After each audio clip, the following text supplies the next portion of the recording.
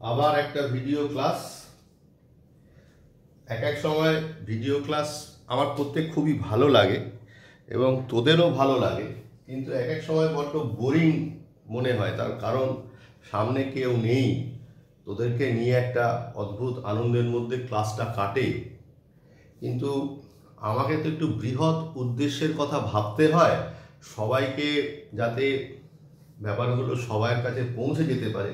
যেহেতু এই কায়দাটা আমরা এখন সবাই রপ্ত করেছি, সেই জন্যে এই জায়গাটা আমি করতে বাধ্য হই। প্রথমেই আমি এই ভিডিওটা মাঝে মধ্যেই দেখবি আমি ভিডিও কাউকে কাউকে ডেডিকেট করি, তো এই ভিডিওটা ডেডিকেট করলাম আমার সোদপুরের ছাত্র অনির্বাণ সাহাকে। তার কারণ অনির্বাণ আজকে অত্যন্ত মানসিকভাবে অফলাইন ক্লাসের জন্যে প্রস্তুত ছিল এবং খুব আহত মন নিয়ে আমাকে বললো যে স্যার আজকেও অনলাইন ক্লাস করাবেন। তো প্রথমেই অনির্বাণের কাছে মার্জনা চেয়ে নিলাম যে অনির্বাণ, আমি চেষ্টা করছি এই অফলাইন ক্লাসের বিকল্প হিসেবে এই ক্লাসটাকে দাঁড় করাবার।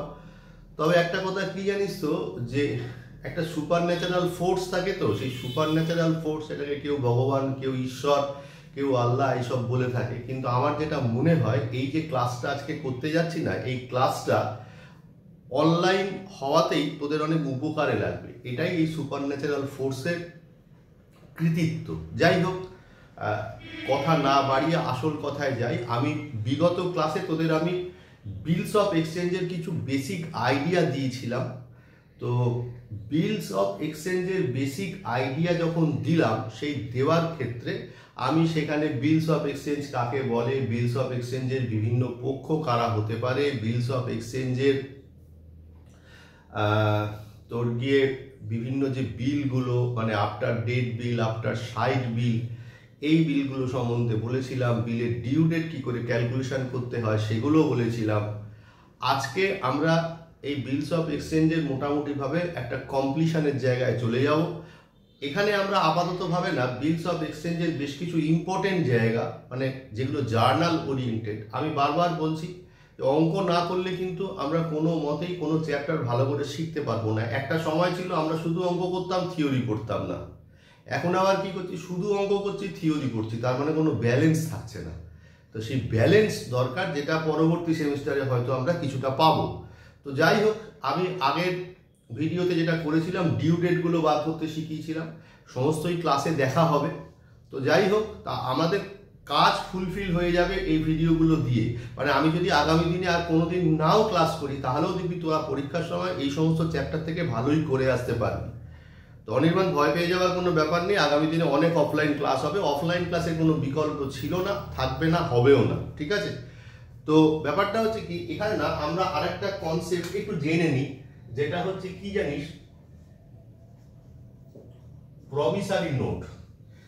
প্রমিসারি নোট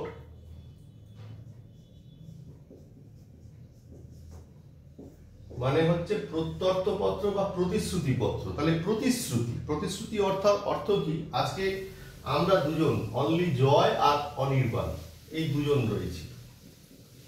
এবার কি হলো, আমি ধর অনির্বাণের কাছ থেকে একটা জিনিস পারচেস করলাম, তা পারচেস করবার পর ধারেই পারচেস করলাম। তাহলে আমি পয়সাটা দেবো কি দেবো না, সেটার বিশ্বাস তো আমার অনির্বাণকে দিতে হবে নাকি? যদি না দিই, তাহলে অনির্বাণ কিভাবে আমার ওপর বিশ্বাস করে জিনিসটা আমাকে বেচবে?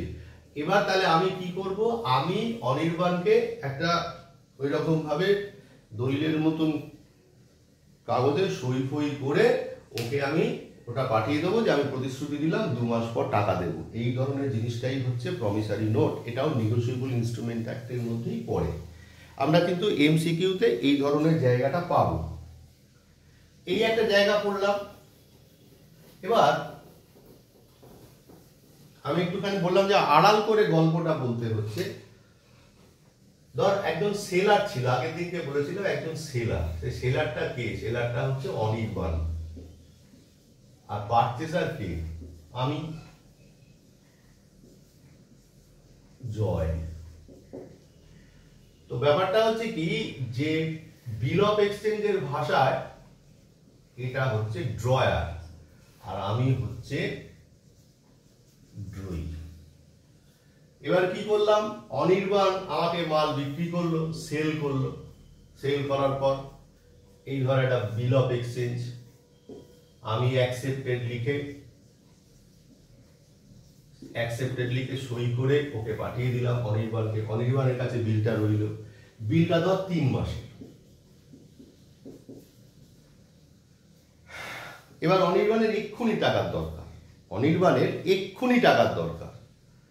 তাহলে অনির্বাণ কি করবে? অনির্বাণ কিন্তু আমার কাছে টাকা চাইতে পারবে না, এটা বিজনেস, এখানে টার্মস অ্যান্ড কন্ডিশন আছে। অনির্বাণ কি করবে? অনির্বাণ ব্যাংকে চলে যাবে, ব্যাংকের দ্বারস্থ হবে। তো অনির্বাণ এই যে ব্যাংকের দ্বারস্থ হবে, ব্যাংকের দ্বারস্থ হয়ে কি হবে? অনির্বাণ এখানে যাবে, মানে যেদিনকে মাল বেজে সেদিনই গেছে, এক্ষুনি টাকার দরকার। তাহলে বিলটা তো 3 মাস। ব্যাংক কি দেখছে? ব্যাংক দেখছে যে আরে এই বিলটা তো 3 মাস পর টাকাটা ম্যাচিওর করবে। ওই যে ডিউ ডেট বার করছিলাম, এই যে 3 মাস পর টাকাটা ম্যাচিওর করবে। ব্যাংক তো একটা বাণিজ্যিক প্রতিষ্ঠান, একটা ফিনান্সিয়াল ইনস্টিটিউশন। তাহলে ব্যাংক কি করবে? ব্যাংক এটা করবে, ব্যাংক বলবে যে হ্যাঁ আমি তোমাকে বিলটা নেব, তার এগেইনস্টে ধর বিল আছে 10,000 টাকা।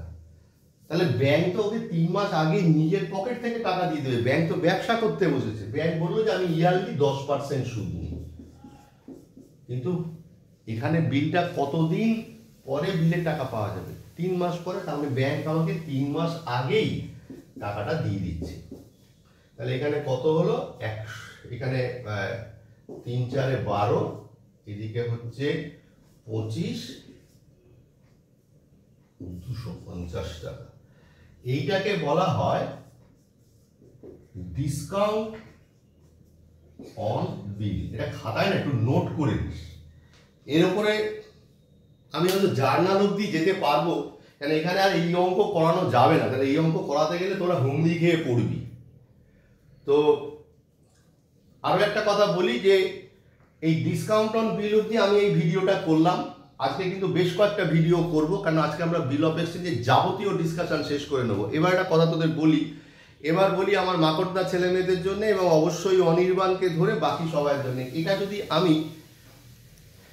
তোরা আমার ক্লাসে বসলে তো বুঝে নিতেই পারতিস, কিন্তু এটা তো এরকম ভাবে পরীক্ষা অবধি আমি কোনো ভিডিও ডিলিট করব না। পরীক্ষা করে সব ভিডিও ডিলিট করে দেবো, এত ভিডিও হয়ে যাচ্ছে আর রাখা যাচ্ছে না। তো এটা তুই বারবার দেখতে পারবি, এই কনসেপশনটা পাবি। ঠিক আছে, তাহলে এটা দেখ। আমি পরের ভিডিওতে পরেরটা নিয়ে ফিরে আসছি।